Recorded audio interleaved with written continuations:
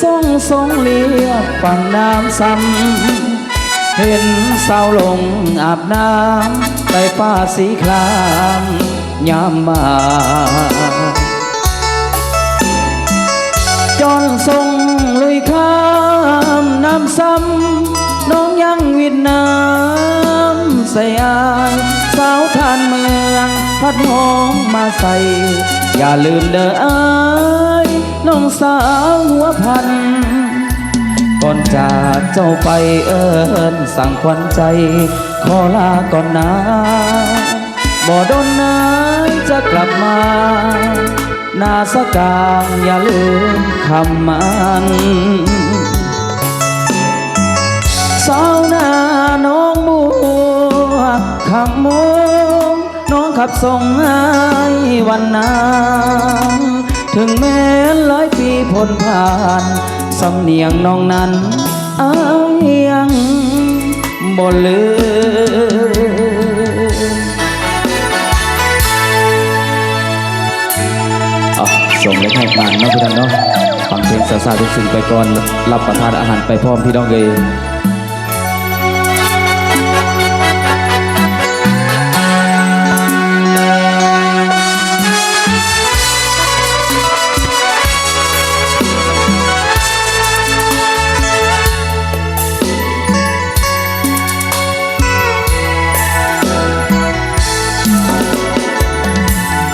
บ้านนาลิวอยู่ทรงเลียบฝั่งน้ำซ้ำเห็นสาวลงอาบน้ำใต้ฟ้าสีครามยามบ่ายจอนทรงลุยข้ามน้ำซ้ำน้องยังวิดน้ำใส่อายสาวทานเมืองพัดหอมมาใส่อย่าลืมเด้ออายน้องสาวหัวพันก่อนจากเจ้าไปเอิญสั่งควันใจขอลาก่อนนะบ่โดนนายจะกลับมานาสกาอย่าลืมคำมันสาวนาน้องบัวคำมุงน้องขับส่งให้วันนั้นถึงแม้หลายปีพ้นผ่านสำเนียงน้องนั้นอ้ายยังบ่ลืม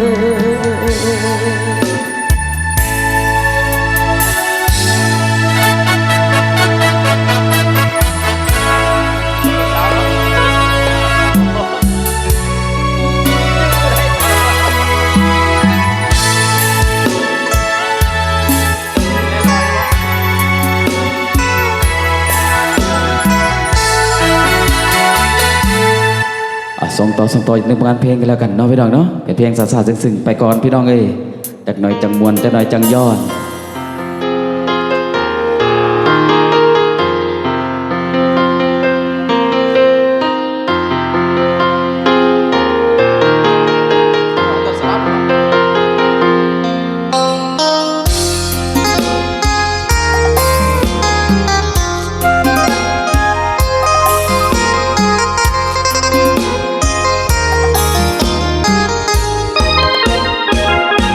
เป็นหนุ่มเป็นสาวตอนถึงข่าวที่จะแต่งงานของหากันมาตั้งนานสาบานกันตั้งหลายทีจึงตัดสินใจแต่งกันไปตามประเพณีเฮาขออวยพรเต็มที่วิวาอย่าได้หม่นหมองขอให้มีคำมีเงินเป็นหมื่นเป็นล้านชีวิตหลังการแต่งงานจงสุขสันต์ด้วยกันทั้งสองขอให้เฮืองลีเศรษฐกิจในแผ่นดินทองโผยภัยได้มาต้องของความหักให้จีลังผั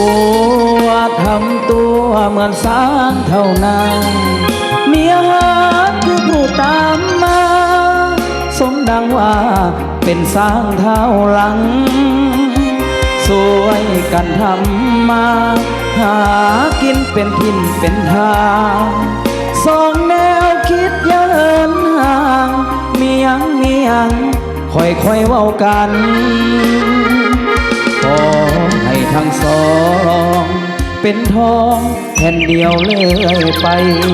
ของหาด้วยความแจ่มใสเลื่อยไปสู่กาลนานคือเท้ายอดทองกระบองยอดเพชรด้วยกันหักเดียวใจเดียวเท่านั้นสวรรค์จึงเมตตาปลานี้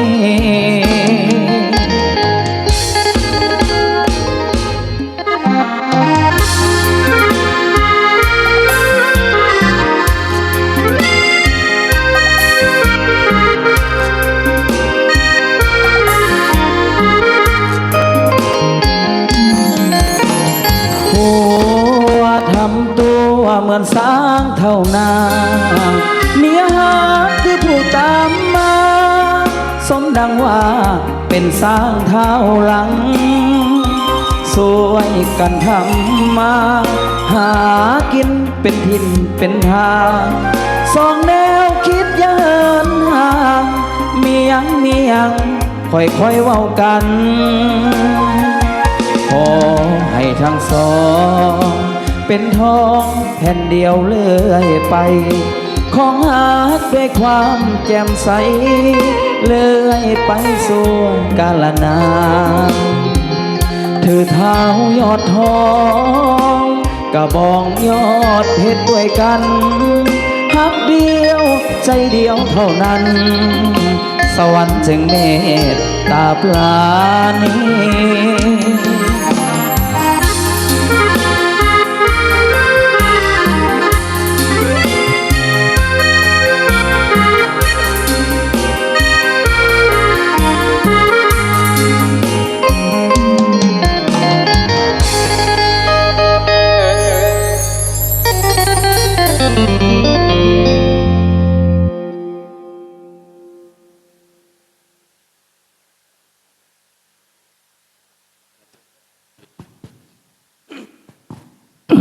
เจ้าขอเสียงตบมือไปเกียรติทั้งในห้องซ้ายให้รับในเด้อพี่น้องเด้อโอเคประธานเฮายุกแก้มกับเรากับเบียร์กันไปดำเดเนาะนำสีทองพงสีขาวยกกันดำเนินไงฝากต้อนให้บ่บ่มาได้ขอเสนอ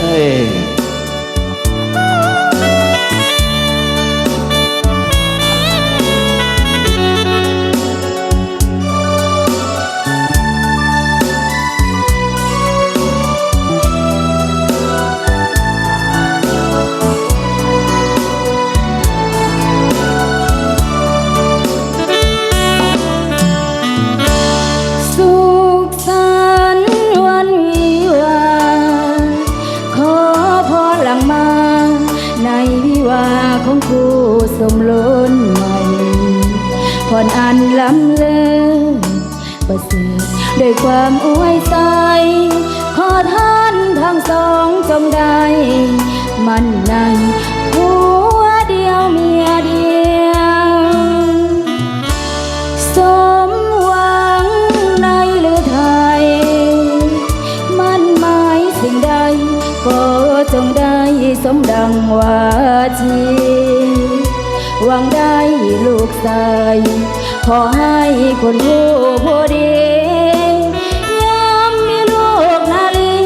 ก็จงมีราศีรุ่งเรืองเมื่อท่านทั้งสอ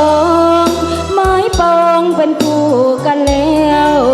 ได้เป็นผัวทิพย์เมียแก้วแน่แล้วด้วยใจไม้มันถ้าผิดทั้งไปโปรดจงอภัยต่อกันสุขีสุวนิจนิรันดร์จงสุขสันต์ในวันวิวาห์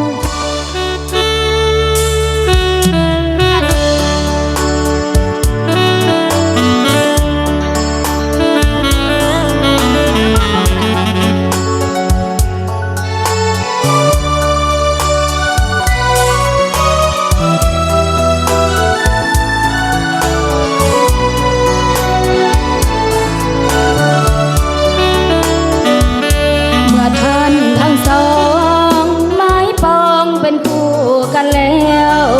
ได้เป็นผัวทิพย์เมียแก้วแน่แล้วด้วยใจหมายมันถ้าผิดพลังไปโปรดจงอภัยต่อกันสุขีส่วนนิดนิรันดร์จงสุขสันต์ในวันวิวาห์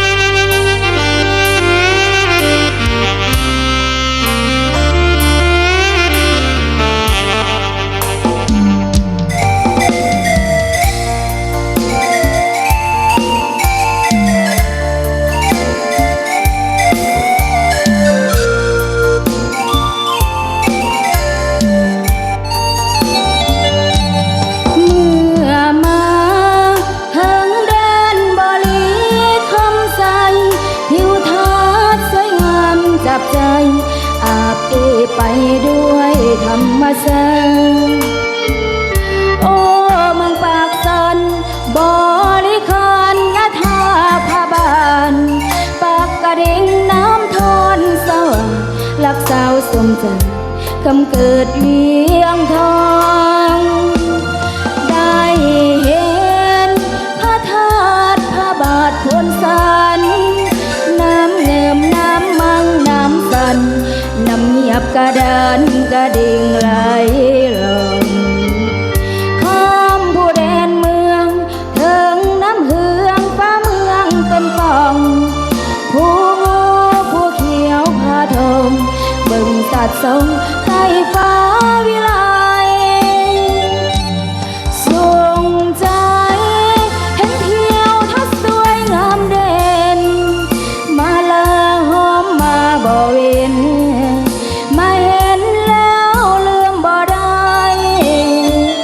ค่ำคืนสดแสนฟังเสียงแค้นขับมือผู้ไทยเบาสาวลงควงกินไฟสุดอะไรยามได้จากลาโอ้น้องบ่ลี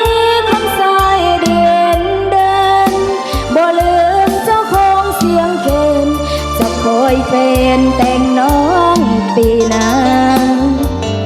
น้องอยู่ยังจันทร์คอยวันสายยกขันหมากมาสองเฮาได้ร่วมวิวาแล้วมาสร้างสาบ่ลีคำใส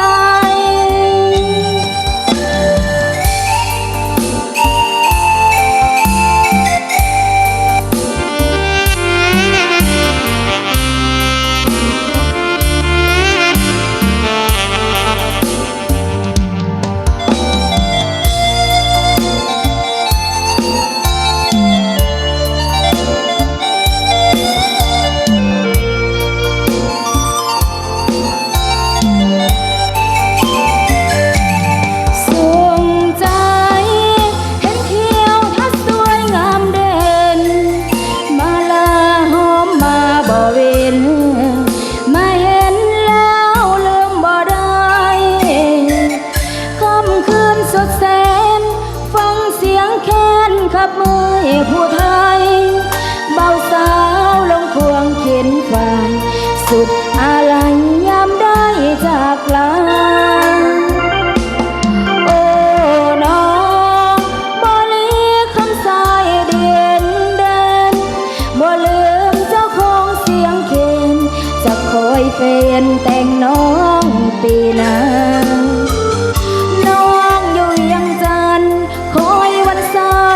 ขันมากมาสองเฮาได้ร่วมวิวาแล้วมาสร้างสาบ่ลีคำใส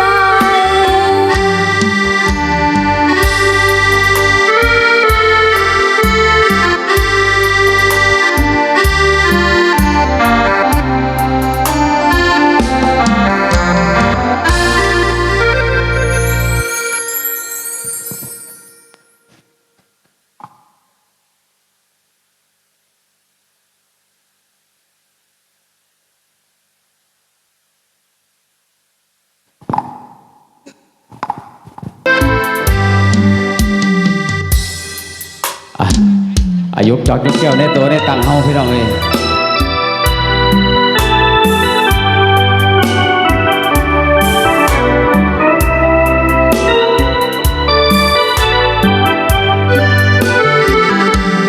เวียงสวรรค์น้ำงามแท้แม่เอ่ยสมดังคำสมเสยเขาเอ่ยกันว่าเวียงทองเมื่อยามใดเมฆไหลลอยละลองบ่เห็นหน้านวลน้องแล้วต้องส่วนให้อาวงามผ่องสีเนื้อนาลีใดๆสร้างผลบุญฟางใดเสริมส่งให้เจ้างามงอนเด่นเพียงใดพุ่งหัวใจเจ้าว่างบ่อายขาดผู้สอนยามนอนแล้วเศร้าโศกสัน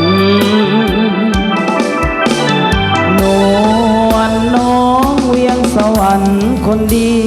เจ้าเป็นเทพีควันเมืองแห่งนี้มานานเนื้อนวลขาวผ่องสองพวงแก้มเม่งบานงามยิ่งใดบ่ปานยิ้มหวานละลื่นสื่นใจเมืองสวรรค์ปันเจ้าให้งามเด่นแม้นสายใดได้เห็นแล้วอยากเป็นเพื่อนดวงใจวาสนาจงน้อมนำมาเคียงไกลสมดังดวงใจไฟฝันฮักนางแน่นอน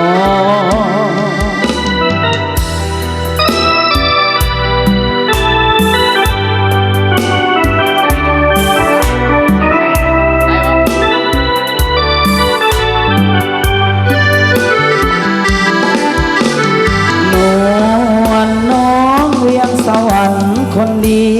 เจ้าเป็นเทพีควันเมืองแห่งนี้มานานเนื้อนวลขาวผ่องสองพวงแก้มเบ่งบานงามยิ่งใดบ่ปานยิ้มหวานละลื่นสื่นใจเมืองสวรรค์ปันเจ้าให้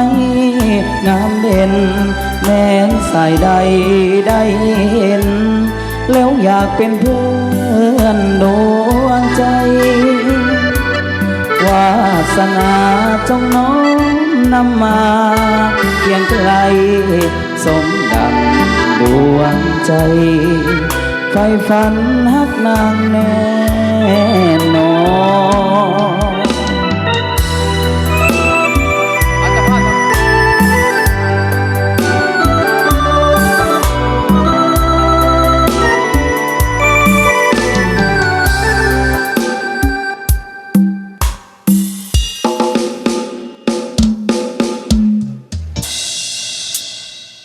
ขอตั้งงานกับภาพจะเป็นแจ็คน้อยพี่น้องเองเนาะส่งมอบแต่ผลงานเพลงนี้กันแล้วกันเนาะพี่น้องเนาะ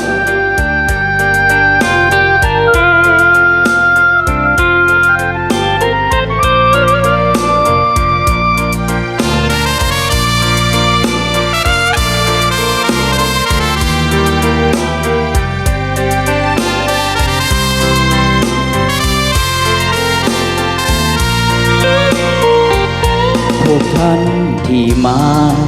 งานวิวาของเฮาได้วันนี้ขอต้อนรับด้วยความยินดีสุภาพสตรีบุรุษทางหลายขออวยพรใส่พร้อมด้วยน้ำใจของขวัญมากมายเจ้าภาพแต่งน้องทั้งสองฝ่ายขอบใจหลายๆที่มาอบอุ่นบัดนี้พี่น้องเจ้าภาพแต่งดองขอเชิญทุกท่านเชิญรับประทานอาหารและร่วมสำราญ เป็นเกียรติพวกเขาอาหารเต็มพาของแก้มสุราเครื่องดื่มเบียร์เหล้าพวกเขาจัดหาเพื่อพวกเจ้าเสื้อเลือกเอาทานตามสบายหากมีสิ่งใดบ่ถือใจหรือเขินข่าวหรือว่ามาลายอาจว่าจะพังพลาบ่เพียมพร้อมฮับก่อนบ่ทันหลายสิ่งหลายอันขาดตกบกพร่องพวกเขาเจ้าพาพันสองขอให้พี่น้องจงให้อภัยพอเลิกจากงานเดินทางกลับบ้านขอให้มีโศกอย่ามีทุกข์มีโศกอย่ามีโลกเบียดเบียนหาวิอายุมันยืนวันคืนนอนหลับฝันดีให้ถือหวยลอตเตอรี่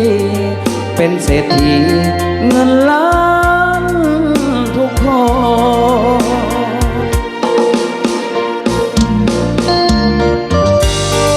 เอามือแรงให้ถือวนด้วยเบอร์พี่น้องเอ้ย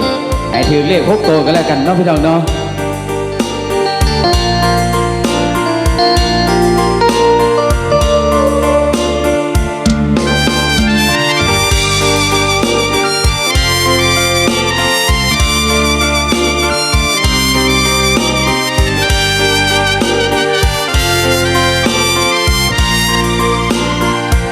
หากมีสิ่งใด